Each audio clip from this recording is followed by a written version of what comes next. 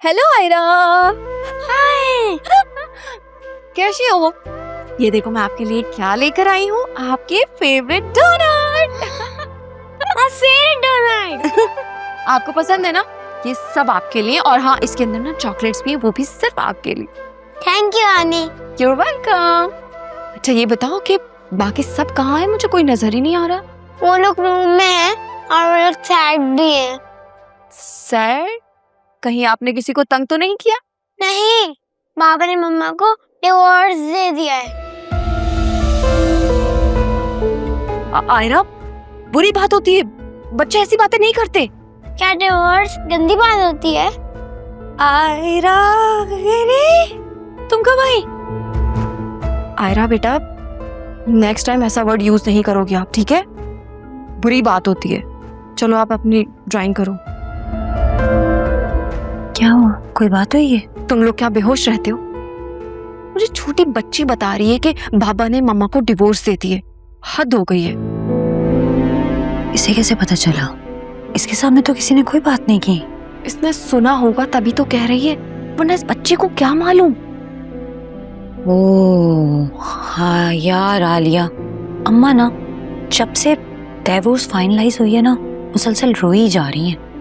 बल्कि उनको तो खुश होना चाहिए कि चलो इसी बहाने जान छूटी मनू से। जो भी है फैसा, कम से कम बच्चों के सामने तो इस तरह के अल्फाज यूज ना करें। क्या अब FIR कटवाओगी क्या हम पर? चलो बाबा कब से तुम्हारा इंतजार कर रहे हैं, कह रहे हैं आलिया कहाँ है। चलो आयरा, मैं थोड़ी देर में आती हूँ आपके पास। आप अपनी ड्राइंग करो। तुम्हारी माँ ने तो ऐसे बैंड डाल रखा है जैसे खुदा ना खास्ता तलाक ना हो गई, बेटी का इंतकाल हो गया हो।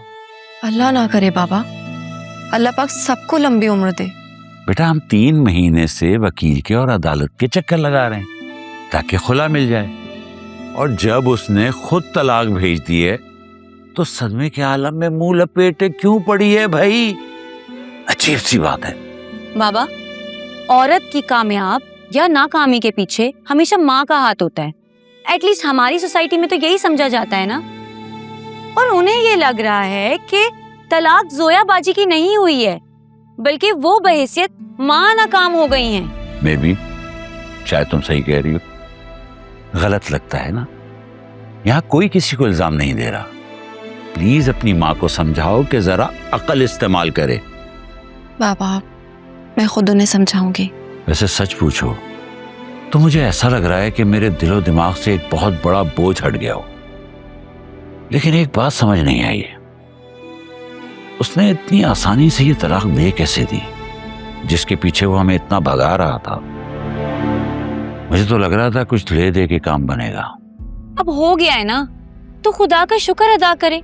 और प्लीज इस बात को मजीद डिस्कस करने की जरूरत नहीं है। आप जोया भी मुझे पहले से काफी बेहतर लगी है ना। मुझे तो लग रहा था कि वो तलाक का काफी असर लेगी। Thanks to her doctor. हाँ ये ना साइकोलॉजिस्ट की थेरेपी का असर है, वरना जोया बाजी तो लंबी लंबी बेहोशी पड़ी रहती। अरे तो अपनी माँ को भी उसी साइकोलॉजिस्ट को दिखा दो ना। उससे कहना कि हर छोटी बड़ी बात पर इनके हाथ पांव फूल जाते हैं, खुद भी परेशान रहती हैं और हमें भी परेशान करती हैं। अरे हाँ बेटा, वो अकरम ने वासे से बात की, ये सुल्तान वाला मामला भी अब हल हो जाना चाहिए बेटा।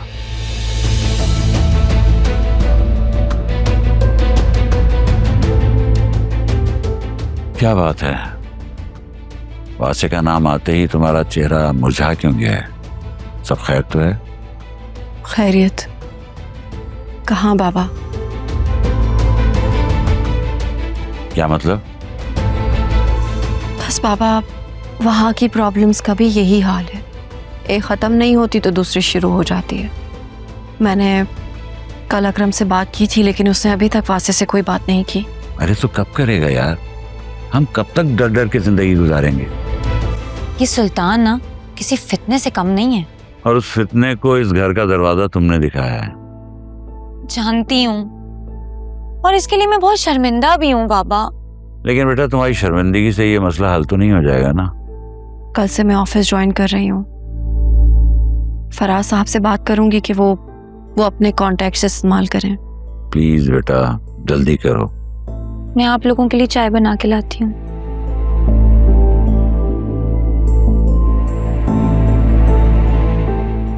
ये सुल्तान वाला मसला हल हो जाए तो फिर मैं जल्दी फिजा की शादी कर लूं। शादी किससे? अरे भाई जो रिश्ता मुनासिब लगेगा उससे, लेकिन इस दफा मैं तुम्हारी भी नहीं सुनूंगा। अच्छा है कि ना सुने, मुझसे तो अपनी शादी नहीं संभल रही।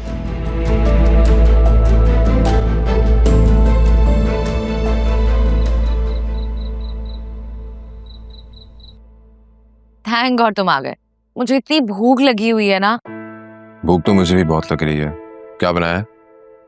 अब जब सर्व होगा तभी पता लगेगा। इनवाइट तो तुमने मुझे ऐसे किया था जैसे अपने हाथ से कुकिंग कर रही हो मेरे लिए। ज्यादा ना ड्रामा करने की जरूरत नहीं है। तुम्हें पता है कि मुझे कुकिंग नहीं आती। Stop teasing me then. I know. तुमने अच्छा किया कि तुमने ऑफिस ज्वाइन कर लिया, नहीं तो अगर तुम घर रहते तो तुम तो डिप्रेस ही हो जाते। हाँ, मुझे ऑफिस में वर्क की बहुत फिक्र हो रही थी। 2 दिन ऑफ कर लूँ तो बैकलॉग में काम बहुत ज़्यादा जमा हो जाता है। आज सारा दिन काफ़ी बिजी रहा, लेकिन अच्छा दिन गुजर गया। अब तुम मेरे घर आ गए हो, अब तुम्हारा दिन और भी अच्छा गुजरेगा। हेलो वासे। अस्सलाम वालेकुम आंटी, कैसी तबीयत है आपकी? मैं ठीक हूँ। यहीं खड़े रखोगे? चलो आओ बैठे। जी जी प्लीज आओ। क्या हुआ, तुम अकेली बैठी हो? अरे सब बच्चे लोग कहाँ हैं? आलिया तो अपनी पेरेंट्स की तरफ गई है। वासी अभी तक ऑफिस से ही नहीं आया। अकरम की पैडल क्लासेस थी और जुनैरा होगी अपने कमरे में। हैरत है। किस बात की हैरत है? इसका मतलब ये हुआ कि तुम्हारे बच्चे तुम्हारे कहने में हैं ही नहीं। अभी आपको यहाँ आए 1 हफ्ता भी नहीं हुआ और आपको मेरी तरबियत में सारी खामियां दिखाई देने लगी। हमारा रिश्ता ही ऐसा है। देखो बीबी, खूबियां बहुत देर में दिखाई देती हैं। हाँ, खामियां 100 फुट से भी दिखाई देती हैं। और एक बात तुम्हें बताऊं, मैं पहले भी तुम्हारी दुश्मन नहीं थी, आज भी तुम्हारी दुश्मन नहीं हूँ। जब ही आपने सारी जिंदगी मुझे इस बात का एहसास दिलाया कि छोटे घर से आई थी। मैंने तुम्हें एहसास दिलाने की कभी भी कोशिश नहीं की। अब क्या करूं कि तुम ही एहसास कमतरी में मुब्तला थी। मैंने तो अपनी हार मान ली थी। हयात की खानदान में इतनी लड़कियां थी, लेकिन उसने सबको ठुकरा कर तुमसे शादी करने की जिद कर ली। बस मैं भी हार गई। और ये गम आज तक आप सीने से लगाए बैठे हैं ना? बिल्कुल नहीं। जब मैंने उसे मुतमईन देखा, खुश देखा, तो मैं भी मुतमईन हो गई, खुश हो गई। क्योंकि वालिदैन यही चाहते हैं कि उनके बच्चे खुशहाल रहें, उसी में उनकी खुशी होती है। क्यों, मैं ठीक कह रही हूँ ना? हाँ, ये बात तो ठीक कही आपने। इस बात से इनकार नहीं कर सकती मैं आपकी। अच्छा ये बताओ, सुनैरा अपनी शादी से खुश तो है? वो भला क्यों खुश नहीं होगी?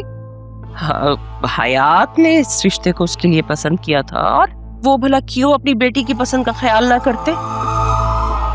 बहुत प्यार करते थे वो सुनैरा से।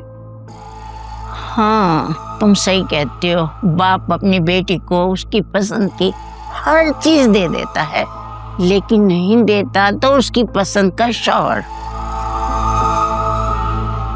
सब कुछ ठीक है, आप परेशान मत हो। लगता तो नहीं है। आप फिर भी परेशान ना हो। मैं अपने बच्चों के मसाइल खुद देख लूं।